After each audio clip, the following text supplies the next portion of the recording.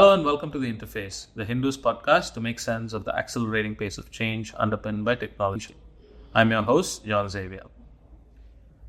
India's electric vehicle market is growing, fueled by the push for sustainability, backed by government incentives, and the rise of affordable EV options.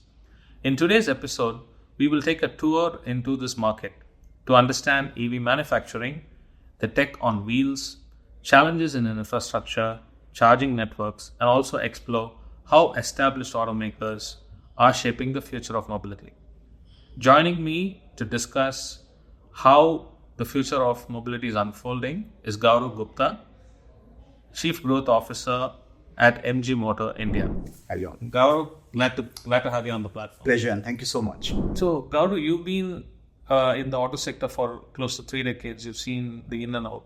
What can you tell us broadly about the EV market globally and also specifically in India? Well, thanks. I think when you say 3 decades, it makes you feel very old. But on a different note, I think we are probably in the most exciting phase in the era of mobility across the world, which is actually influenced not only just by technology, but also by climate factors, also by factors about what is the view towards mobility, the change of approach towards mobility by the new generation coming up as well.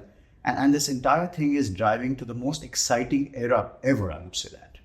And plus the pace also is very, very, very fast.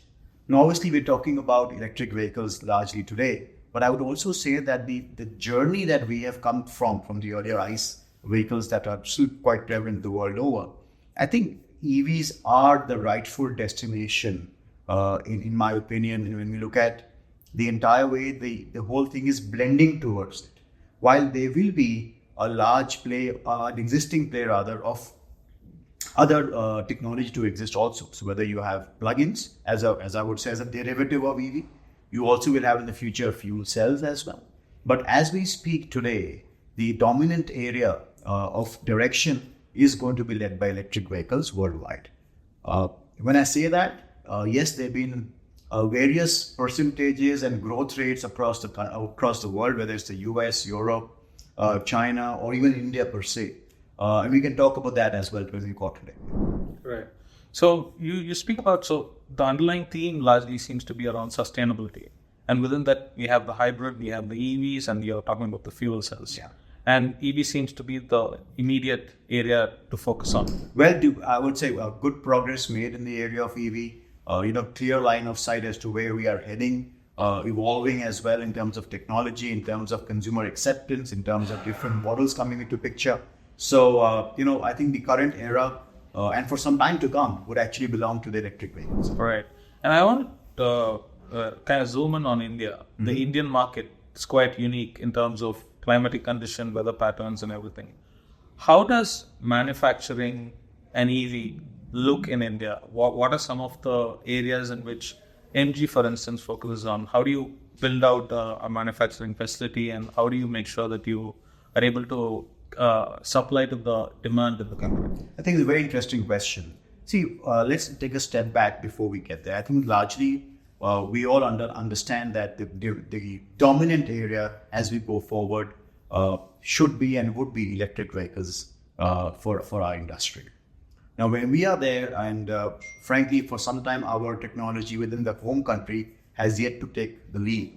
But the initiatives done by the government of India, to really promote various PLIs across, whether it is for the OEMs in terms of manufacturing electric vehicles, whether it is for the component manufacturers, whether it is for advanced cell chemistry investments, all of these put together is really, helping in propulsion going forward towards the adoption of electric vehicles from a ecosystem perspective. Then you have the OEMs taking the lead forward now, wherein at one point in time, you are looking at technology coming inward into the country. But then now the progress is also moving forward for the domestic players, whether it's OEMs or component manufacturers, who are working to build this inherently and indigenously within the country also. So you learn, you borrow, you bring in, you improve it, improvise it, and take it further. The next era coming up as we speak is that how do you take it one notch higher as a homegrown technology itself? This is where the role of academia comes into picture. because so far it has not been a mainstream course across our universities and colleges, and that's an area where I think a lot of work needs to be done now, because frankly, research and development, academia plays a huge role in making a country take the next leap forward in terms of technology research, technology adoption, and then obviously the execution part of it. The industrialization part of it comes into the picture when you get players like OEMs and comp manufacturers coming into the picture.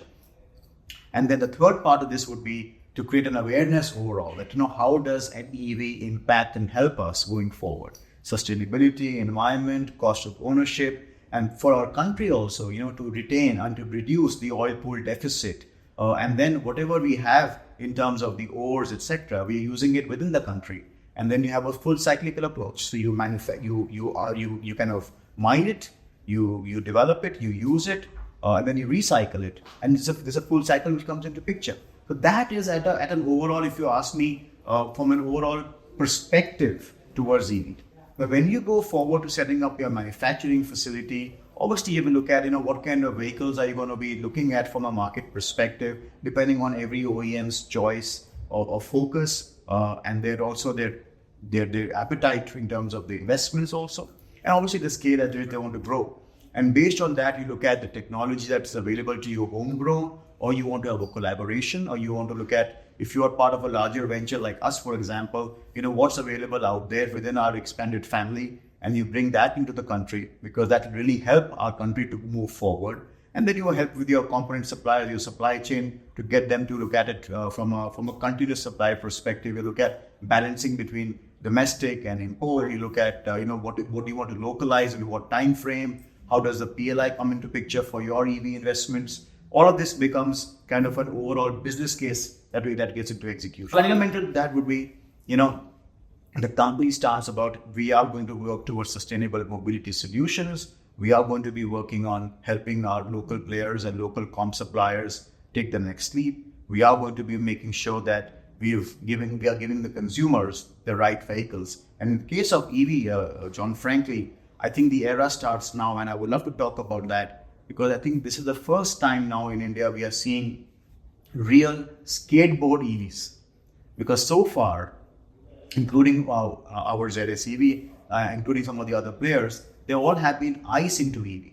So our Indian consumers have not really indulged and enjoyed and experienced true skateboard EVs. And I would love to explain that also. Sure. So on the manufacturing side itself, so MG started off with IC in India, and then gradually it's kind of ramping up and changing the portfolio, moving into EVs. Little bit of correction there. Yeah. Our first product in 2019 June was Hector, and 2019 December itself we unveiled the ZS EV for India. So in just about 7 months, our product was a pure ZS EV, electric vehicle SUV.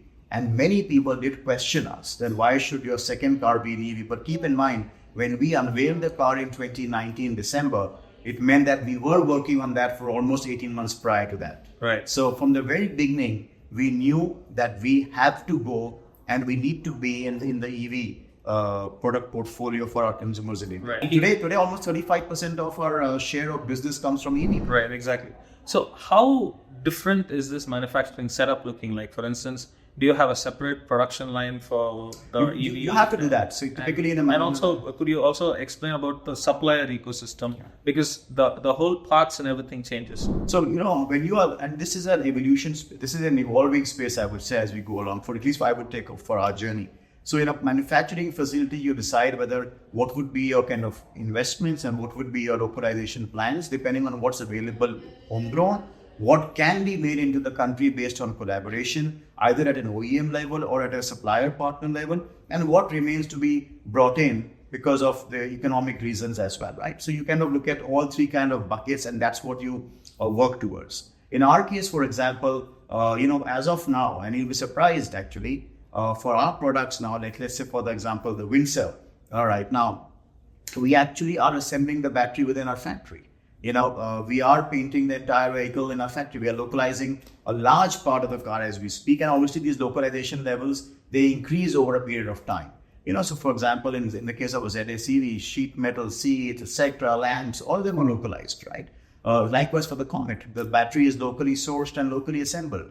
So every company who will be working towards this area will go through an evolution phase or evolving phase, I would say, based on their own strengths that they have in the ecosystem with their supplier network and their ability to bring whatever they want to do in-house, localize, and take it forward. In fact, I would love to say if you see our factory, we have, of course, you'll have a line for our ICE vehicles, and then we also have a separate line for our EV vehicles. But obviously, the paint shop that we have is common across the car lines, because that's where paint shops are best actually utilized in terms of the investments done. So you had experience working across geography on automotives. So could you kind of compare and contrast, how policies of government policies in the US, EU, China, and India, how do they compare, and which one would you say is primed for growth? I think every country when they started adopting to EVs over the last decade went through their learning curve, and in some countries it was a very rapid and fast learning curve, whereas in some it was more about let's see how it plays out. So for example, in the US, where the penetration is still very low at this point in time, for example, China is 50% right now. US is still about hovering at about 10%. It's a function of what products are being brought in, right? And then what kind of direction or what kind of clear clarity of policy is there by the government of the respective country.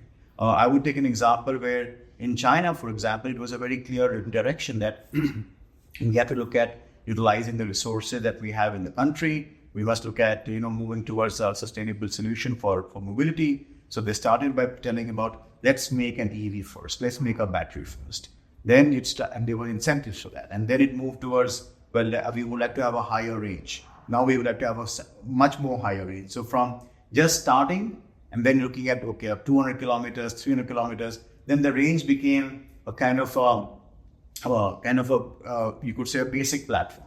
It was about how much more of the range, how much more of the state of health of the battery, how much more in terms of what can be now looking at it, whether you're looking at swapping, etc. So the whole era is moving towards that area.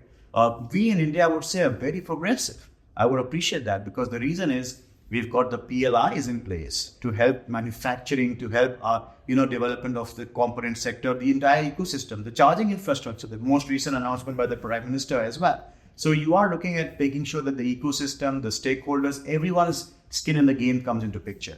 I personally believe that, frankly, a lot of the role play now has to be with the OEMs, because I think as OEMs, we all owe it by bringing in good products which are really skateboard EVs for people to enjoy that, right? Secondly, in terms of benefits, many states are already providing zero RTO benefits, so registration, tax, etc. But they're changing as we speak. So there can be an era where there's uniformity in that area. Third is the area like I talked about, can the government work towards academia doing more and more R&D space? So I would say every country has got its own national interest coming into picture. Some do a quick course correction, but ultimately what helps the industry is always about how a government really has a clarity of policy and maintains that policy for a sustained period of time, so that every stakeholder is able to align with that and making sure that that gets delivered to the rightful objective. Right. So you also mentioned about the government policies, particularly in India, where states have slightly different policy in terms of the RTOs, how much of the discount they give car vehicles. So how do states compare? Do you see that there are some states that are definitely far ahead and others are? Yeah, absolutely, John. In fact, we have seen that states like, for example, Delhi has been very progressive. The southern states of India, whether it is Karnataka, Tamil Nadu, Andhra, Kerala, they've been progressive. In some states they have got zero RTO, and some they've got a reduced RTO, Maharashtra, etc. So UP as well. So I think every state. There were some early adopters, I would say. Typically, the southern states had been early adopters towards moving towards EV. The other states are catching up. Some of the states have yet to come onto the bandwagon of supporting EV completely. This area, I would feel that is an area where it will really help if there is a clear alignment or agreement to say let's drive this mission forward. So something like thing across India. Something like we quote internally, and that's where Rajiv internally also recommends that is this like a mutual fund kind of a campaign, or a mission where everybody gets aligned, and you get billions of rupees every month for the mutual funds to take care of, for people to look at investment, and of course with the safety net. Similarly, if all the entire momentum comes in also from a time to say shift to an EV, or is EV is the best approach, whatever it may be, and all the stakeholders get aligned and do their bit, it'll be a phenomenal move. Right. And the most important point, which means that the OEMs come together, the respective government agencies come together, and we say, let's move towards this direction. Right. So the other interesting part, whenever people speak about EVs, or other two interesting parts, is that one we have, because this is the charging network, and the second is the range anxiety. So in both of these two factors, where does India stand? Because the range is still kind of trying to edge out into the 250 range, but a lot of on-road testing doesn't give you beyond that. But there is scope for improvement. At the same time, the charging network, though there's a lot of promise, a lot of it is still not visible on the ground. So let me say, there's a lot of work being done in the area of chargers. When we started bringing, and when we brought in the first ZS EV in the country, we actually worked with many of the players in the ecosystem to really help them understand manufacturing of charging. What are the kind of technologies which impact the rate of charging, the health of charging, and likewise. Today, I think we're fairly, out there in terms of hardware manufacturers for chargers. We're also pretty much there with the number of players who want to come and play out their role as charge point operators, which means the players who really install a charger for public usage, and they have an entire software which allows people to come and charge their car and of course pay up and so on and so forth. Having said so, you are right in the perspective that what your perception is about where the chargers. I think that's what we always mention, that if there was a person who wants to buy an EV and he talks to a friend, his first or her first reaction would be, where are the chargers? But you'd be surprised that in India, as we speak, we actually have almost 12,000 plus public chargers, and growing rapidly. And there's a lot of work happening by the oil companies, whether it is, let's say, for example, BPCL, IOCL, HPCL, likewise. But you also have private players who are there as well. So there are many players who come in. So third is on OEMs like MG. We also have taken a charge of putting 1,000 charges in 1,000 days under our mission MG charge perspective. So the charges are there. John, the issue is, frankly, people are not yet aware, where are the charges? Are those charges relevant for me? Are the charges working? Will it work when I go there? Can I book it? Because if I think the charger is there and I land up there and someone else is using it, then my entire journey plan is impacted. And how has been the experience of some of the earlier users of that charger? Just like a rating, is it 2, 3, 4 star, etc. So that gives people confidence, right? Although 80% plus, 85% plus customers worldwide and in India actually charge their entire need for the vehicle within their home itself, whether it's through a normal 3.3 kilowatt, like a power plug kind of a charger, or with an AC 7.4 kind of kilowatt. And it's fairly comfortable because, you don't have the issue of going to a gas station or a petrol pump like for ICE vehicle. Your point about a Zomato, so let me surprise you, and probably we should do a better job in promoting this, was that on the 6th of August this year itself at MG, at the Bharat Mandapam venue in Delhi, we brought into the market the first mega aggregator of sorts called eHub, and the eHub by MG, wherein you actually have an access to 80%, approximately 80% of the public chargers in India. And by doing that, consumers don't have to download the 25, 30 individual charge point operators app on their mobiles. Right. That one app itself, because our teams have collaborated with the various charge point operators, so that one app itself, you are able to see the chargers around you. You would be able to also do a route planning. So if you want to go from, let's say, I want to go from Chennai to Kochi, for example. That's optimal. Or Chennai to Vijayawada, for example, or Bangalore, or wherever, you actually can plan the entire route. Where are the charges there? what actually suits my requirement basis my vehicle. And it is not limited to MG only. This is this is actually a work that the team has done to encourage people, to give them the confidence that, like you said, a Zomato of chargers, this actually is a Zomato or Swiggy of chargers in the country. And that gives people a lot of confidence that, hey, listen, my fear or my concern to a large extent is actually being addressed with this app.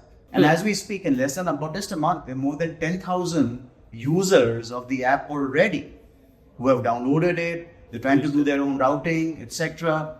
And then they're making payments through this. So to us, it's like a movement. And I talk about some of the other barriers that have been there also currently in the EV space in India, and how we all should work towards addressing them as we go along. Sure, absolutely. So when you mentioned about 80% in there and the 20% that you're not able to... 20% is work in progress. Right. So because see, all this requires a lot of integration of apps. Right. It requires a lot of back-end, updates, back-end, making sure the firewalls are there. There are multiple chargers there. So we don't want to have cannibalization of A versus B. So all of that takes time. So as of now, in a very short time, we've got 80% already on board. More to follow as we go along. Right. So, and the kind of follow-up that immediately comes to mind is about, the data that goes into these ecosystems, right? Mm-hmm. So how are we developing privacy? How are we building privacy into it? And what sort of information goes... So all of these, let me give you a very, very flat answer on that. Everything that all this is happening is all aligned with data privacy, all aligned with data protection. So to an outsider, you would say, hey, what about the data? But it's actually an individual contract. When you are looking at an app, you have your direct interface, like with Zomato, for example, or Swiggy, right? You are making payments to the restaurants, right? How does it go through? We all have the confidence about the security. So similarly, in this area also. So these kind of things already, I would assure you that these are all tested, tried, and we use a pretty stringent approach of, continuously verifications of, whether it is being hit by the ABC or XYZ or whatever it is. Right. So now I want to dive into MG's idea of, the select models coming in. You're talking about... I want to, if you don't mind, because, you got me talking on the EV space. So if you don't mind, I probably want to talk a little bit more on there. Yeah. And for our viewers also. So what are the enablers and what are the hurdles, right? I was saying what can be the enablers. So first one, John, actually has been good quality products in India. We don't have so far, and I would not say because I'm in love with MG Windsor, but frankly, this probably will be the first real skateboard EV in the country of that size, space, which really is a car that people will enjoy. It's an A segment pricing, B segment size, and C segment space because you have the entire legroom inside. The wheelbase is stretchable completely, right? This is one. So I think as more and more players bring in more EVs, which are real EVs, I think our consumers will get a lot of confidence. Now, why do I say that? If I look at the current offerings in the marketplace, and I fully admire and respect all the offerings, but we've gone through a cycle, right? We've gone through a generation. So they are mostly Gen 1, Gen 2, at best kind of an EV, where the battery efficiencies have been at different levels, and this all have been evolving. So it has impacted residual value to some extent, it has impacted the confidence, it's impacted ABC areas. Now with this real EVs coming into the picture, where the efficiencies of the batteries are really, really world standard, right? You've got cars which people will enjoy a lot. Automatic transmission, space, technology, all put in together. Connected cars is a great place because EVs help connectivity to evolve, right? That will give consumers and every other player in the market confidence for EVs. And this is also applicable, like in the US, for example. I mean, US is a truck market, pickup truck market, where very few players are able to offer those products. So as they're working on them, you will see the growth in that country also. And likewise, in China, for example, it's 50% is new energy vehicles, right. Plug-ins and electric vehicles. Right. So that's one thing on the product side. The second has been, and this is again, I was talking about the battery, right? Because there were concerns about what's going to be the battery life, etc. The battery life actually far exceeds the car life because the 2,500 ampere cycles typically on an average, and with whatever range, depending on the battery size, outlives the vehicle driving ability, right? So I think as people are going to see these new, more efficient battery management systems, better batteries, good capacity and really, really dense in terms of power delivery, people will get more and more confidence, right? The second we talked about and is about the charging infrastructure, which is what I think I just talked about. By getting more players to bring in like aggregator platforms will really give people the confidence. Right. The third is the acquisition price, which is about, people have always felt that EVs are expensive. Running cost is fantastic. It's like less than a rupee approximately, or a rupee in case of a higher capacity car. But buying the EV has been expensive so far. The acquisition price has been expensive because the battery has been loaded into the car. Now, the battery prices are also coming down worldwide with the lowering of lithium prices. But one good factor is that how can we really look at making people think that the battery is equal to energy or fuel? So just the way you are looking at ICE cars and you look at petrol or gasoline or diesel in your car, similarly, the battery should be considered to be a fuel. So what we have done this time with battery as a service, which is the first time in India and first time actually in, you could say globally per se, is that where you are saying you can own the car at a rupees X and you can rent the battery. So in this case, we're saying you can buy the car, or let's say 9.9 lakhs, the Windsor, and rent the battery at 3.5 rupees a kilometer, based on various packages that we have got, some minimum kilometers or zero mileage kilometers and so on and so forth, which then allows you not to be straddled with the entire battery cost being incurred to be paid up by you. You are just using it the way you would put for your diesel and petrol, your rental for your battery. So it really gives you the biggest advantage where your acquisition price comes down.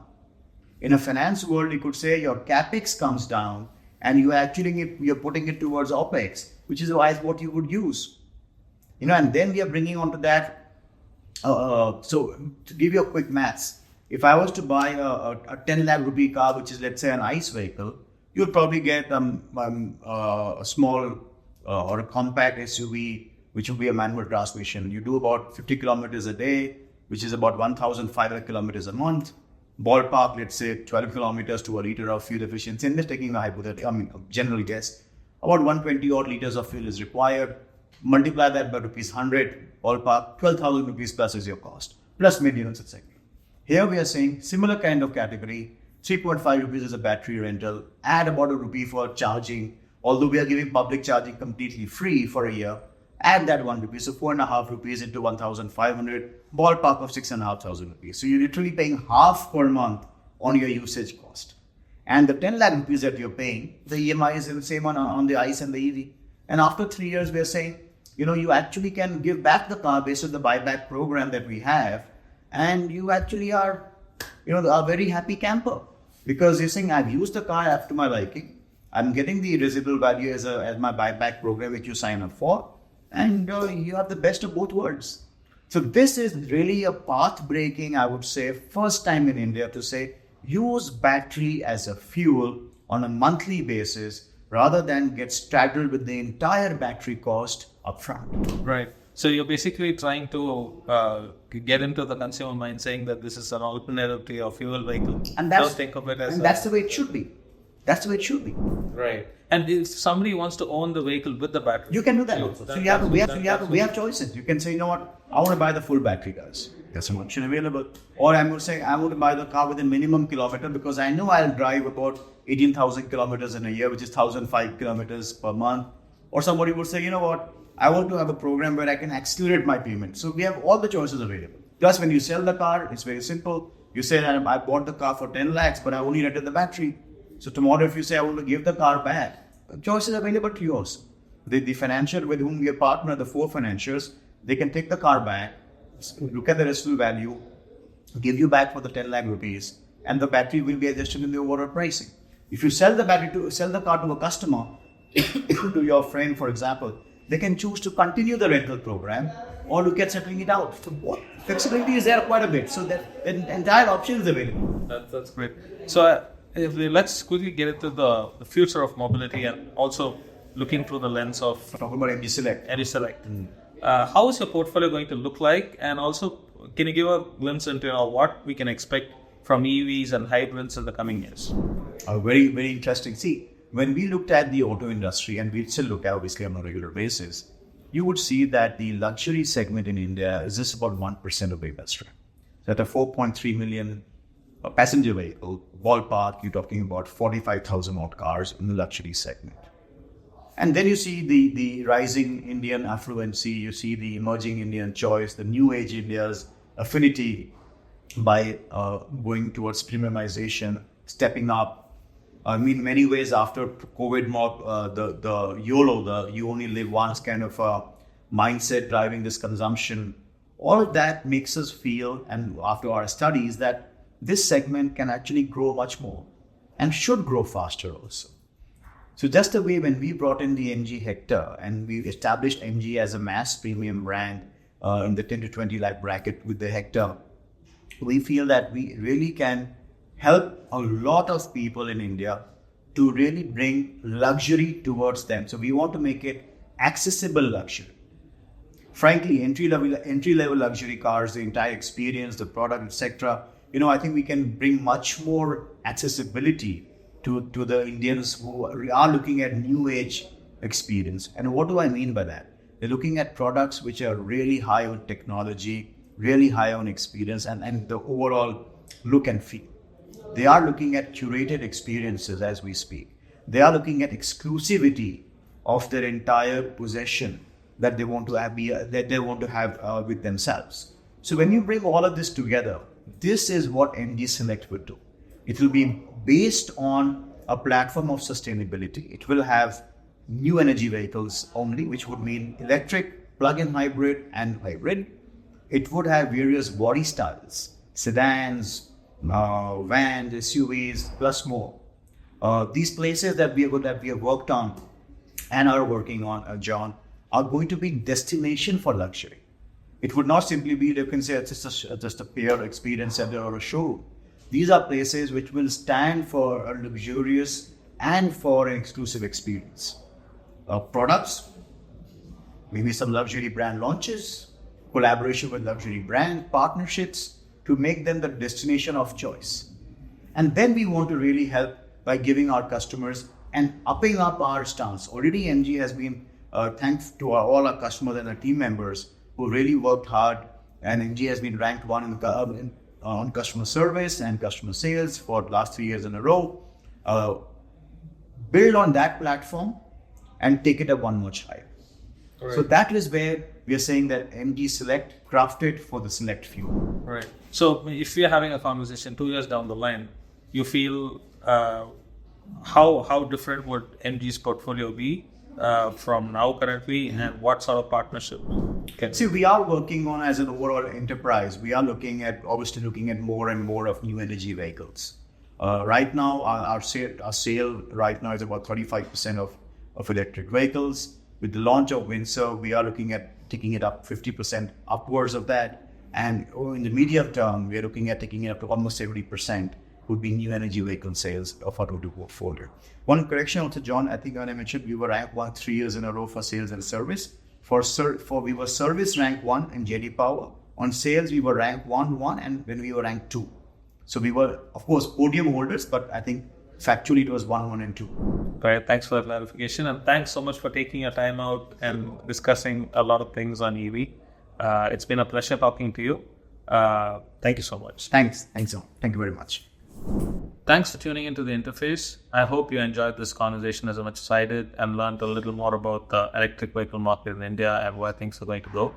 For more such episodes on innovation and tech, do tune into The Interface on Spotify, Apple Podcasts, and wherever you get your podcasts. Also, if you want to track more on tech news, do follow thehindu.com. Thank you.